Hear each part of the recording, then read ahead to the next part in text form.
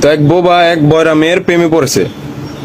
তো বোবাটা যখনই গান গাইতো, বয়রা মেয়েটা শুই না দৌড়ায় দৌড়ায় বোবার কাছে আয়া পড়তো। এটা আবার মেয়ের এক অন্ধ চাচা দেখা পালাইছে। তো অন্ধ চাচা দেখা যায় মেয়ের বাপের ডায়, যার পাও নাই, দুই পাও নাই, ল্যাংরার কাছে যা বিচার দিছে। ল্যাংরা বাপের কাছে যা বিচার দিছে, ল্যাংরায় জিদ্দে চিত্তা মিত্তা ফায়ার হইয়া দৌড়ায় যায়, সাইকেল উঠাইছে, সাইকেল উঠায় যায় বাইকের মধ্যে কিক মারছে, কিক মাইরা ঘোড়াদা চৌড়াইয়া স্যারের কাছে গেছে।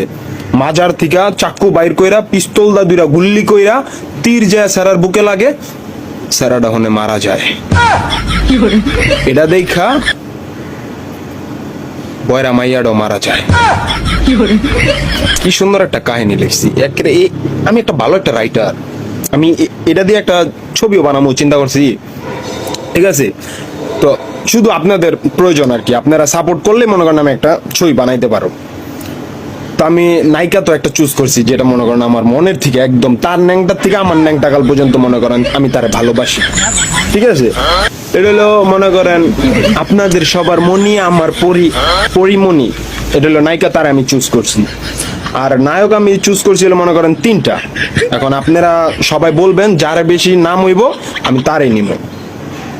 প্রথম নাম হইলো মনে করেন ওই যে বাংলাদেশে যে লাখ লাখ টাকার চশমা ব্যবহার করে, সেটা হলো সুপারস্টার শাকিব খান। আর দ্বিতীয়ত মনে করেন যার মনে করেন আমেরিকা থেকে বিয়ার প্রস্তাব হয় কিন্তু সে যায় না, সে দেশপ্রেমিক, দেশকে অনেক ভালোবাসে।